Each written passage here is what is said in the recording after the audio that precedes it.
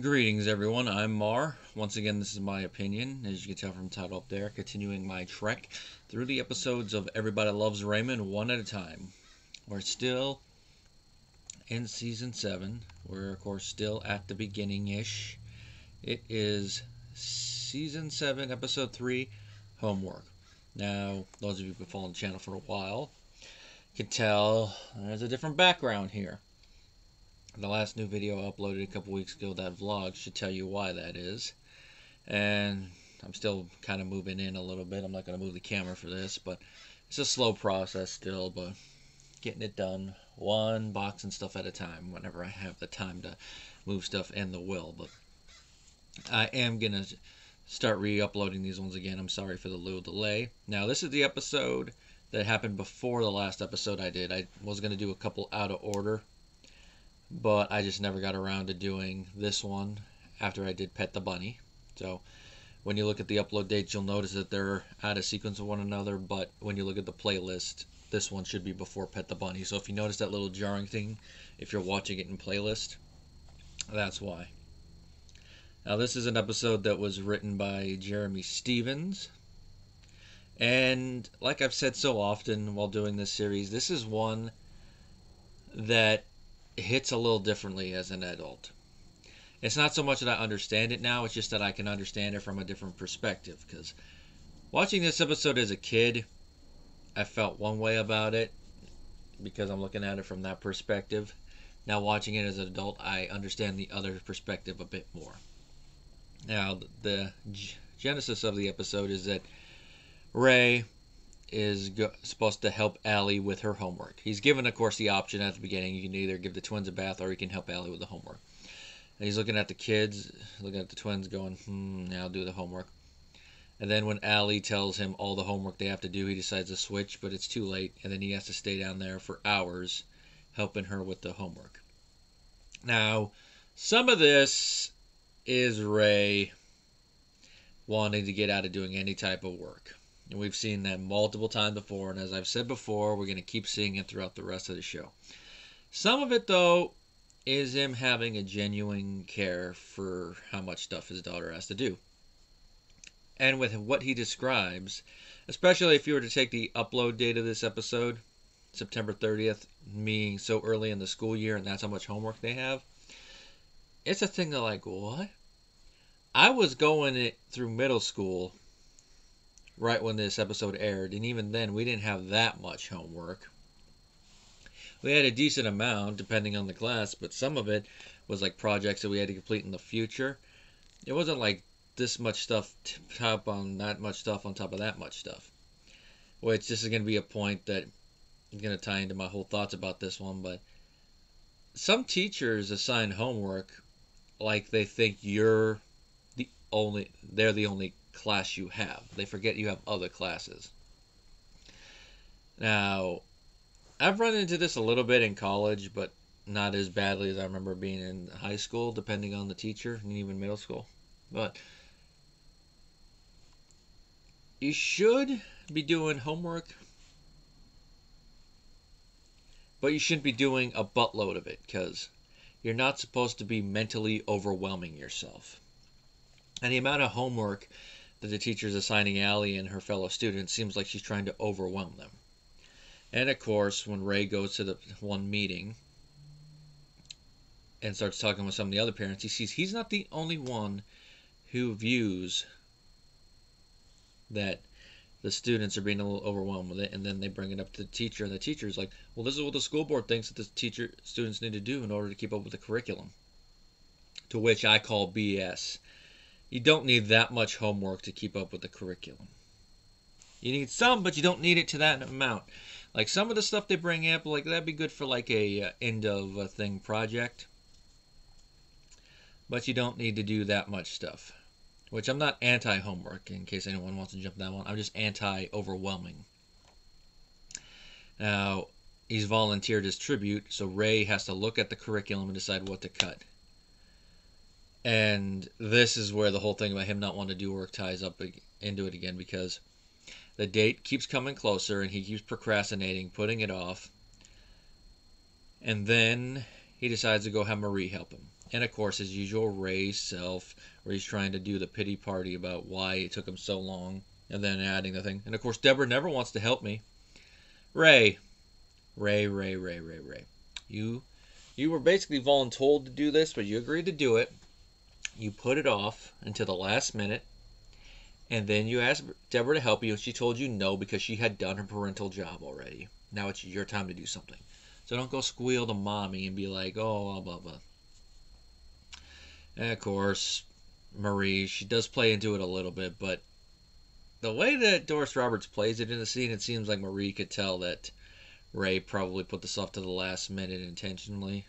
But she's still going to help him and all that. And they're going through the curriculum, bringing up a lot of the stuff. Mainly we're starting with literature and all that. And we find out a little funny detail about Ray. He never read Tom Sawyer. Which, this is going to be a little thing that I have to admit. I've never read Tom Sawyer either. I know some people are going to go, ah, you never read Tom Sawyer? To the same degree that Marie does that. It's an American classic. Yeah, I never read Tom Sawyer. I did read Huck Finn in high school when our principal was subbing for the class. But no, I did not read Tom Sawyer. I read bits and pieces of it, and I saw the movie from the 90s, but I never read it. Just never got around to it. And, of course, Ray does make one good point when it comes to this little conversation he has with his mother about what they read. After he brings up they shouldn't read Tom Sawyer, and then Marie tries to defend its usage, and then finds out he didn't read it. Which I just love. It's Frank who actually finds out through his little thing about it that we find out he never read it. And that is all the stuff they have you read when you're in school is stuff that they think is important, which, depending on what you're going to do, yeah.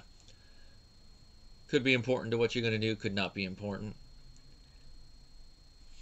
I tie this more into other stuff. I tie this into the fact that they make you do algebra when you are in high school and middle school. And I'm going to tell you, even after having to do it again in college, I've never had to use algebra in the greater world. Never. I know some people are going to say, well, you had to do that and that and that. It's like, yeah. And that was with basic math. I didn't have to use formulas with use X and Y and graph and all that. It's like I never have had to use it. So I think that algebra should be probably the lowest level of the ones that you should take of your own volition, not ones that they tell you have to take. I mean, I'm all for doing a couple years of math at each level, but algebra being the lowest one, no. That's just the way I look at it, and also partially due to the fact that my brain just does not go with math. And I think that something like that should not be the lowest tier one. But time back in, it's like they think that's what's important, and they seem to think that algebra is what's important, but not everyone's going to want to use it. Not everyone's going to be interested in it. In fact, I would rather have them waste our time with stuff we're actually going to need.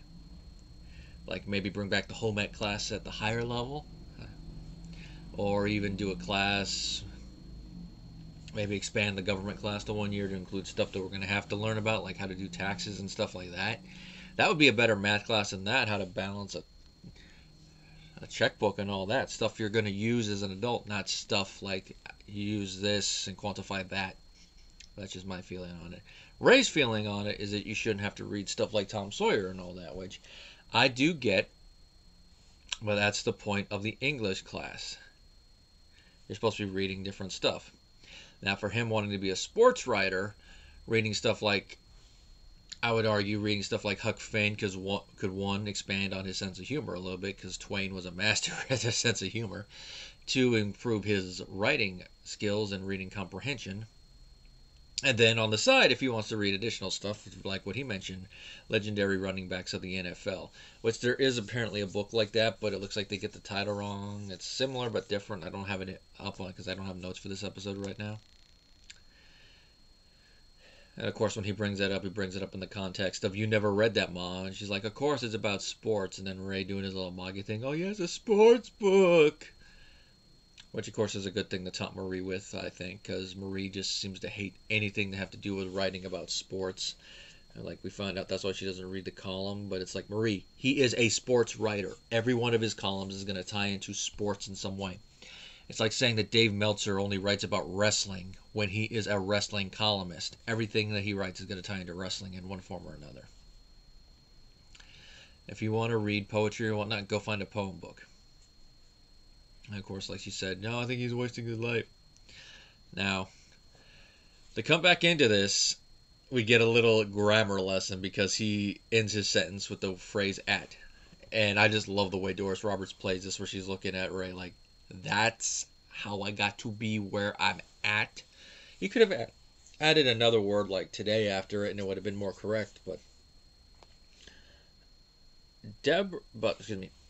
Maria is jumping down Ray's throat a little bit too much here. Now, this is one thing that it does annoy me when people correct this when it comes to speaking versus writing, well, to a point. The way that we speak English is not going to be the same we write it. And it's one of those things that I've tried to like mentally correct myself with. Like when you're writing it, you try to phrase it properly. When you're speaking it, unless you meet somebody who's very anal retentive like Marie, when it comes to language, doesn't really matter as much. And we see here that she gets very anal retentive with it. Because she's like, you're a writer and that's how you use the English language? Which, like, he's speaking, Marie, he's not writing. But I kind of get it when he says when he mispronounces the word preposition. And then Marie gets on it. And then she's like, yeah, I don't want someone like you to have your horse's thing about education take care of this.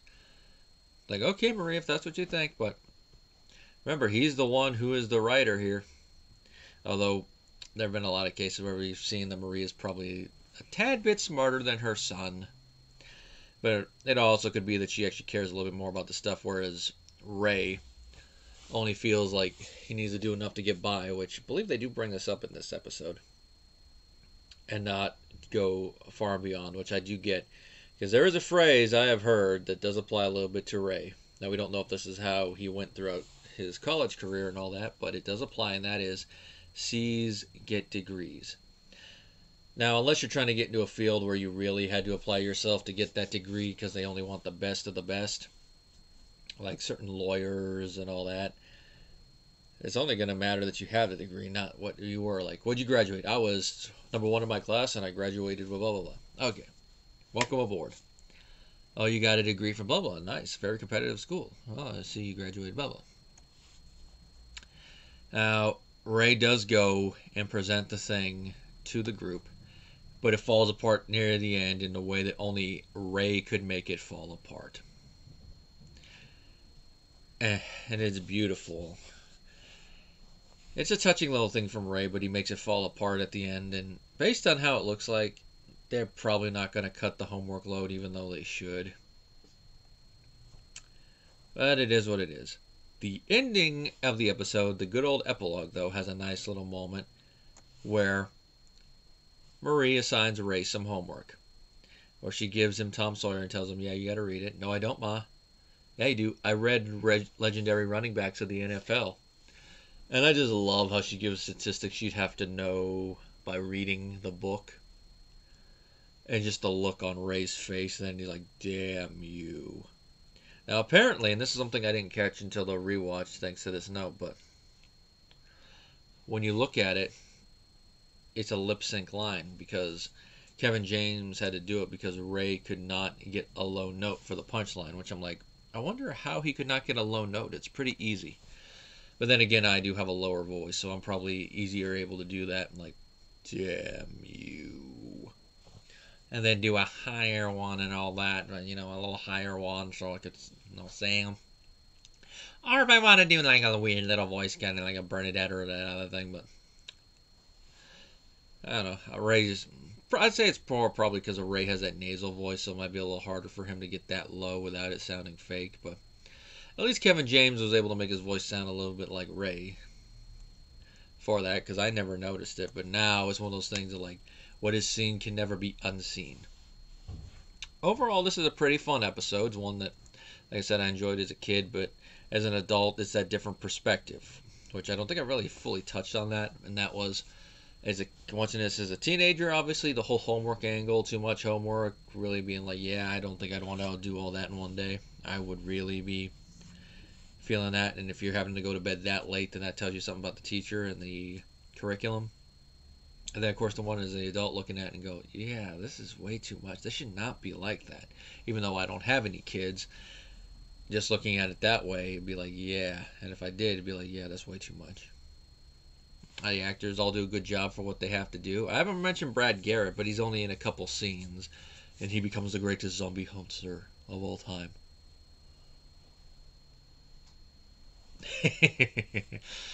Yeah, I was like, this definitely would go in one of my favorites of this season. Whether it make the top 5, we'll have to wait and watch the rest of them to find out.